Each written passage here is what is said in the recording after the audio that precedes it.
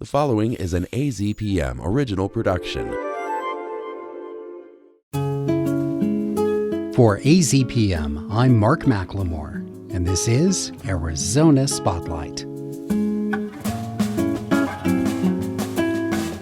Coming up, a conversation with Delfeayo Marsalis about coming to town for the 2025 Tucson Jazz Festival. Then Sophia Hammer talks with three emerging local jazz artists about collaboration and representing their perspective at the festival. And this month's storyteller shares about the desperate desire to be free and the anxieties that freedom can cause. Those stories are next on Arizona Spotlight. The musical Marsalis family out of New Orleans has gifted a lot of talent and love to the musical tradition known as jazz, and their contributions go even farther. The four musical brothers, Delfeayo, Wynton, Branford, and Jason, have each forged their own musical journeys, guided by the example of their father, Ellis. In addition to an encyclopedic musical knowledge, Trombonist Delfeayo Marsalis has always been an ambassador of the purest form of New Orleans jazz, something he will be including in a far-ranging evening of music this coming Sunday at the Tucson Jazz Festival. I started our conversation by sharing my sadness at the passing of his father, Ellis, in April of 2020. A victim of COVID-19, Ellis's passing was among the first of the magnificent artists whose lives were ended during the early days of the pandemic. One of the things about my dad is he was born in 1934, and obviously that was like the no complaint generation. He went through a lot of difficult times, especially being down here in the South, Confederate state and all, but he never complained. And even through COVID, when he was sick, we knew that he had some issues. He had a cancer that he had some treatment for and all kinds of things that was going on.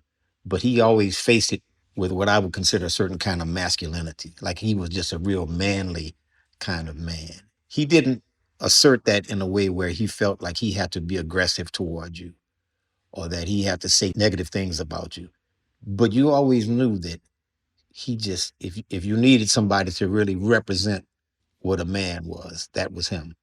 Certainly was a great figure, not only as a father, but as a musician for myself and for hundreds, if not thousands of other people. And I'll often go on the road and folks will say, man, I studied with your dad in 1990 something. Or there's folks who say, man, I went to a concert that I saw and heard your dad. I saw your dad and I just really loved what he was doing. And, so I think that's the lesson is the folks who are around, we got to take what we can get from them while they're still here and appreciate it. Will you please tell us some things about the show you're going to be bringing to the Tucson Jazz Festival? Certainly. Well, we have Mardi Gras not far away. It's actually going to be March 4th. So in light of that, whenever it's carnival season, we like to play a couple of tunes from the CD we put out last year entitled, I guess it will be 2023, entitled Uptown on Mardi Gras Day. So probably we'll do a couple of those numbers. And, we like to bring a wide range of material. So we're going to have some of the brass band things. We got some swing, got some of the bebop. We're even going to have some things we like to call the modern jazz, a la Ornette Coleman and Charles Mingus. Mm-hmm. So I'd say it's we got a full plate of ideas that we're going to bring. Mingus's music is always popular in his home state. Yeah, we like to play Mingus, and what we do different with the Uptown Jazz Orchestras. I think, jazz kind of has gotten a bad name. I guess we've always had it's always had a bad name one way or another. But recently it's kind of gotten a bad name in that I think people equate what we do more with classical music. And it's like, it's not really for the people, or it's not about the people, or it's just maybe it's like going to a museum and you sit there and you listen and you're really polite about it. And one of the great things about Mingus and someone like Ornette Coleman is they gave you a good idea musically of what the world was actually like.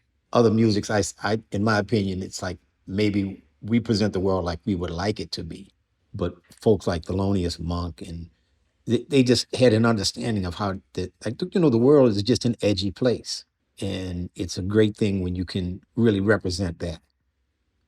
And the analogy today in technology would be, I was just reading how they're saying that The cameras on the phones never give you a realistic idea of what something actually looks like.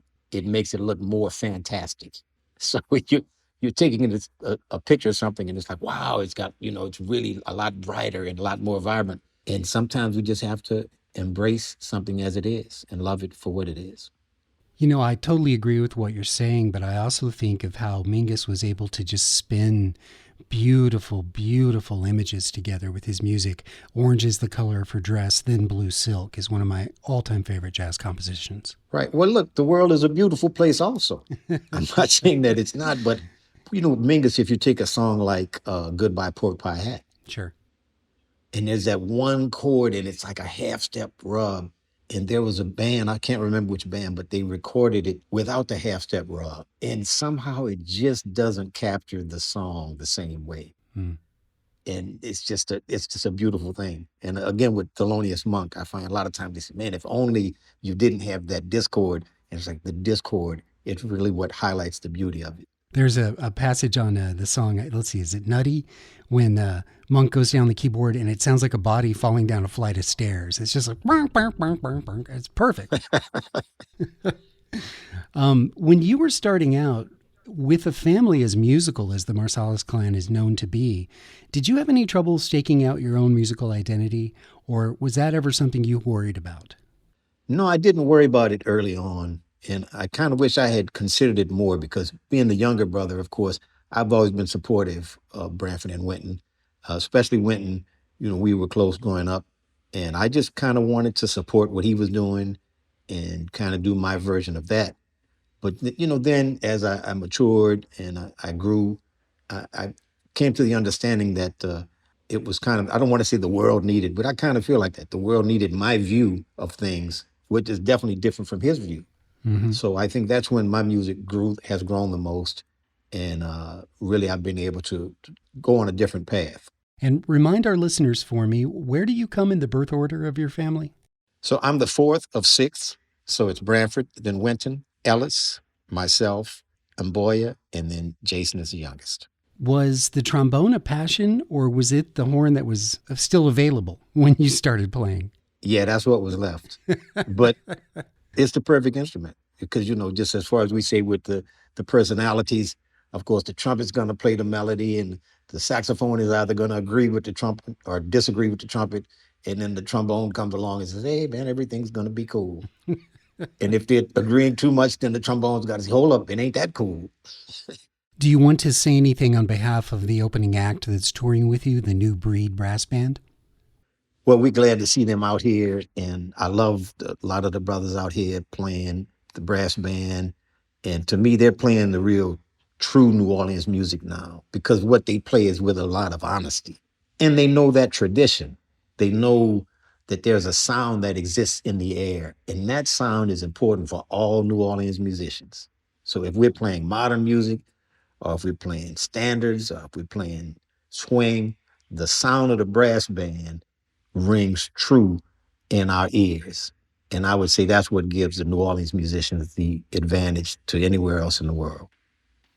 Delfeayo Marsalis and the Uptown Jazz Orchestra, with opening act, the New Breed Brass Band, will play the 2025 Tucson Jazz Festival at 7:30 on Sunday, January 19th at the Rialto Theatre.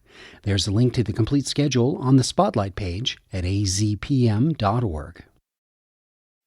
Next, hear from some emerging artists who will be part of a triple bill showcasing the local music scene at the Tucson Jazz Festival. Sophia Hammer has the interview.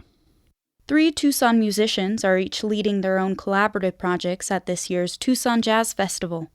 Space Travelers Union, led by saxophonist Ryan Wheelis, Sunshower, led by drummer Casey Hadlin, and keyboardist, composer, and singer Alassane will share a stage where genre boundaries dissolve through improvisation. These local groups offer a musical journey that blends the spirit of jazz with the experimental edge of modern music. I began by asking how it feels to be playing with such a wide variety of local musicians. Fun. Yeah, so fun. Amazing. The Tucson scene it just keeps unfolding for me. Seems like it's a really cool place and a lot of great musicians here. We've managed to reach a point with everybody's projects where they're all super modular and everybody plays in everybody's thing, and it's this really amazing, beautiful scene of artists. We all love it dearly. What does that collaboration process usually look like, especially since there's a lot of different artists from different backgrounds?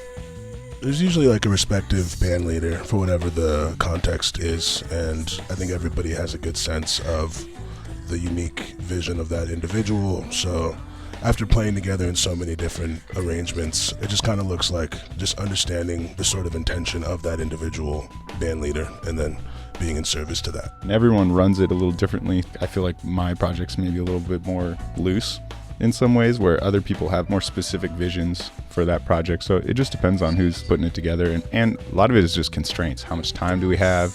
What's the pay? How much time can we afford to meet on that stuff? Yeah, really excited about who's going to be in my band. And then I take a concept that I think somebody does really well, and then I try to write music that's geared towards that, and then I use it for the show. Whatever piece of music I come up with continually evolves over time as I'm playing with different people until it reaches it never really reaches a final form, but Yeah, it just kind of keeps changes. changing. Yeah.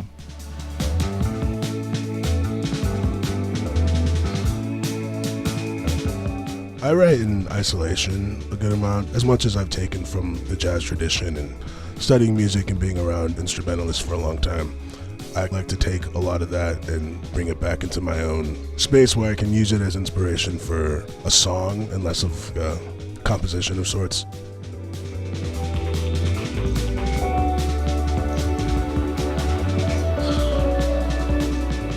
It's a balance of having enough direction to give to the people that are working with you and then not giving too much. You know, Alison was saying, allowing for that person to play themselves and feel comfortable and feel like they can bring themselves to the project. There's also when you don't give enough information and it can get chaotic. I think all of us do. We write charts, try and make clear charts, somewhat clear. A chart is just a kind of bare bones sheet music for non-musicians listening. Maybe it has a structure or just certain parts that you make sure you want to have happen. Giving that to the people and then seeing what they do, collaborating together on how you're going to make it right for that day, for that show. And if I can add a note about Alison's music, I dare say that he has most specific and clearest aesthetic vision of any of us. So it's really fun and really cool to play his music. You have a roadmap in a sense of what you kind of like know that you really want to achieve, which is a really cool experience to have as a player in the band. As a player, it's challenging. It's super fun. The stuff that you write, Alison, is amazing, and then just trying to accomplish it feels so accomplished when we get through it. Yeah, when we right. get through a song, you're man. like, yes. It means a lot for me, guys. Feeling is mutual, for sure.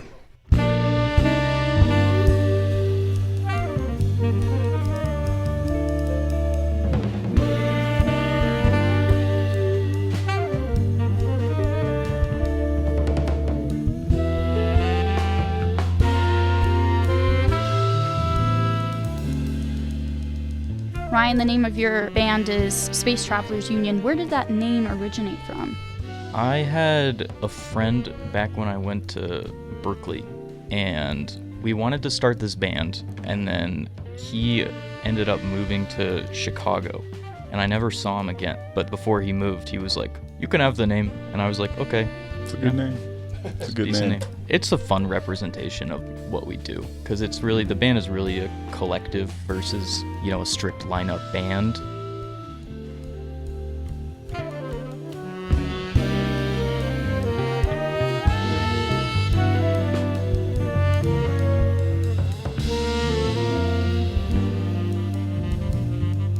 Having played in your projects, Ryan, a good amount, the name is really apt because there is truly so much room for exploration. My goal is for every musician to do whatever they want when they feel like they can just be themselves. That's my goal. Where does Sunshower originate from, Casey? I've lived in the desert my whole life, so the relationship to the sun is strong, and sometimes you just get rocked by it. You get chowed by it. Stick around for a summer in Tucson and you'll know what I'm talking about.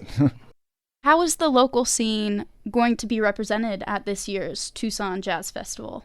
Ryan's been putting on this show with help of Chris Dodge and the Tucson Jazz Fest, and I just think it's so cool that all these artists that are just flying underneath the radar in Tucson have a chance to express themselves. And not only just these 3 bands that are going to be represented, but they also represent all the players that we play with all the time and that we're all supporting their projects too. So I'm really grateful for it. It's a unique privilege, especially among having so many international artists coming through in Tucson, for Chris Dodge and for Ryan to kind of help prioritize a night for just local artistry that's mainly original.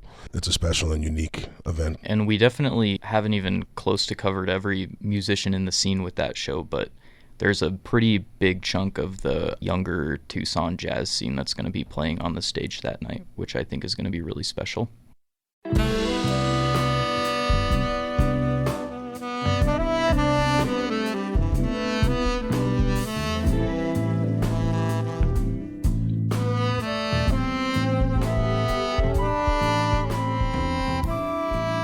Something that I had to kind of unlearn after like studying jazz in school was how you're essentially learning classical music. You're learning music that's 100 years old. And aesthetically, I think younger generations have a broader integration of so many different aesthetic influences in music that can kind of be put together in a unique way and still follow somewhat of a jazz tradition. You know, you were referring to age, but I think what is most important is referring to the creativity that an individual has. It doesn't matter what age you are. If you're really hungry for something and chasing a sound maybe, you know, or a concept, that's exciting and invigorating. Keeps you youthful too. Yeah, and so I think that's been, for years, people have done that. You know, you get older, but then you see a whole bunch of older musicians playing with younger cats. Totally. And I think that's because they want some fresh creativity, because they're trying to cultivate their own too. I think that's what's important. In the current day and age, there are a laundry list of influences to choose from. You know, who knows what Train or Miles would have done if they heard Skrillex one time. Yeah, totally. Wow. I want to hear that.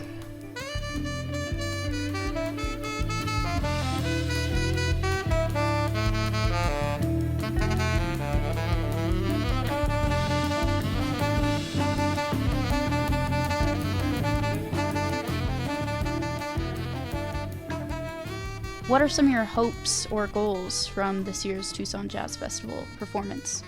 The goal of this show for me is probably to set a precedent that the bands who are playing original music here can do well in a festival setting and make it clear that we can put on a great show, and hopefully to keep doing it year after year. That's my goal. Definitely want to make sure it's a good show, but I think personally and selfishly it's just a continuation of music for me, and I think that's true for all of us too. It's just trying to reach a little bit more into the unknown and see what happens and gain some knowledge while you're there and bring it back and work on it and do it again.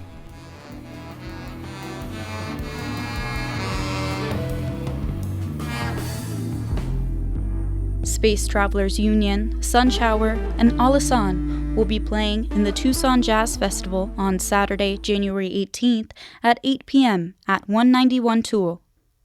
For more information about these local Tucson acts, you can visit the Arizona Spotlight page at azpm.org.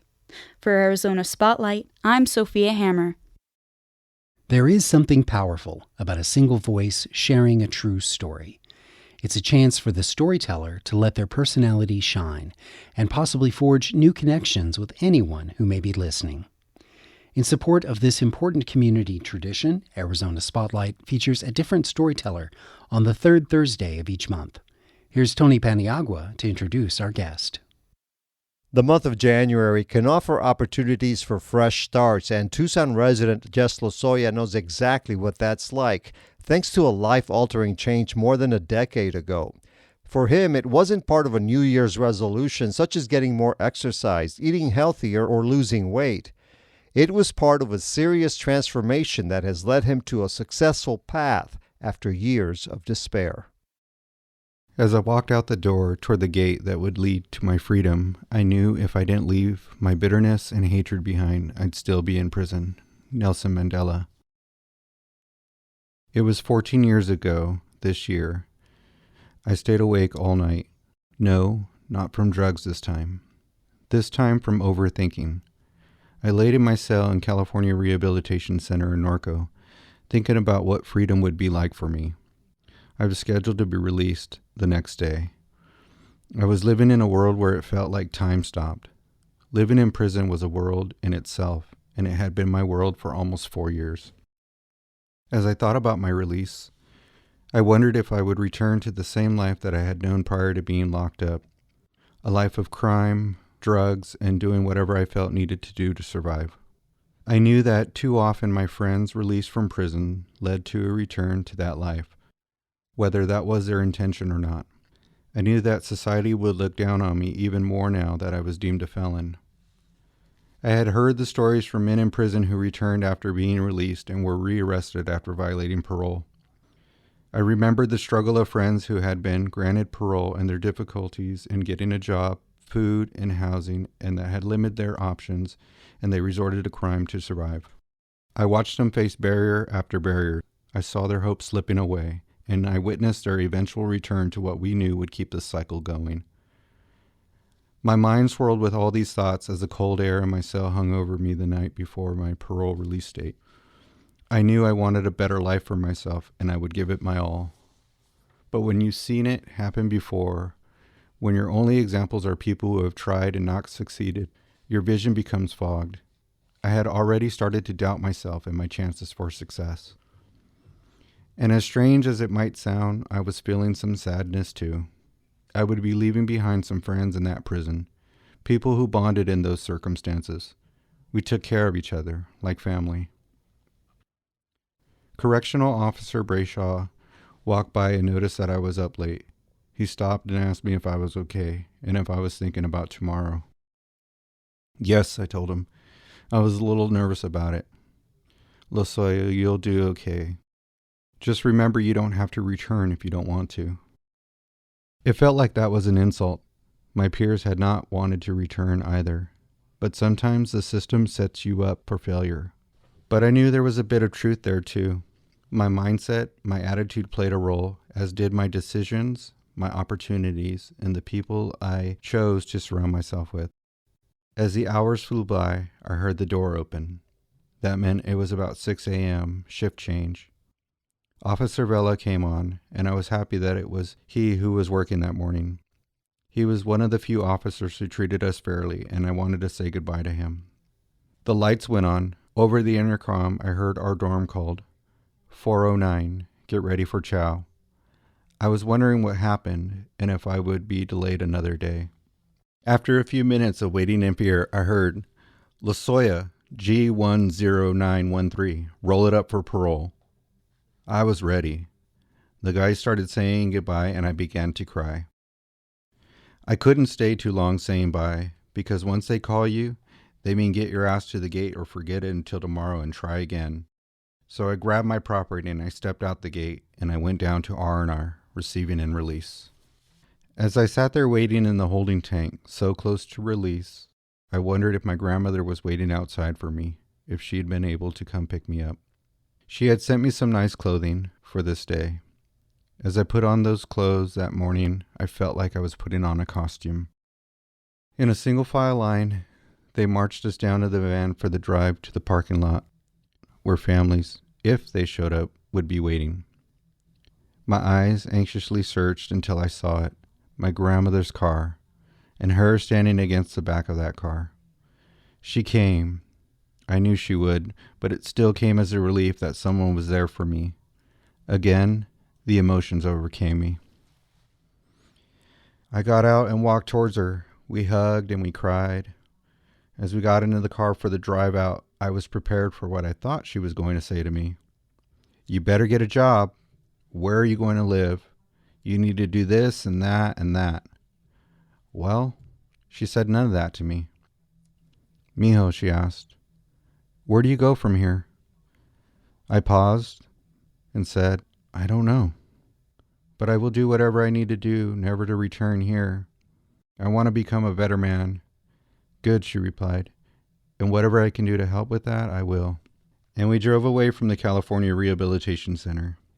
I couldn't say that prison had done anything to rehabilitate me, but I sure hope I had the strength within me and around me to do it myself. I was free. Jess Losoya lived with a meth addiction for 16 years and was sentenced to 4 years in prison for second-degree robbery. When he was released in California in 2011, he discovered Amity Foundation, a nonprofit organization that works to rehabilitate former inmates and other marginalized residents in society. In 2013, Losoya moved to Tucson when he took a job at Amity. In 2022, he was promoted to vice president for Amity Foundation. He and his husband just signed for a new house this month, and Losoya says when he was struggling with addiction and other challenges years ago, he could only dream about his current life. Congratulations. For Arizona Spotlight, I'm Tony Paniagua. Thank you for listening to Arizona Spotlight. This show is a production of AZPM. The production engineer is Jim Blackwood. The assistant producer is Sophia Hammer. I'm producer and host Mark McLemore. AZPM podcasts are made possible in part by donations from listeners like you. Learn more at support.azpm.org. Thank you.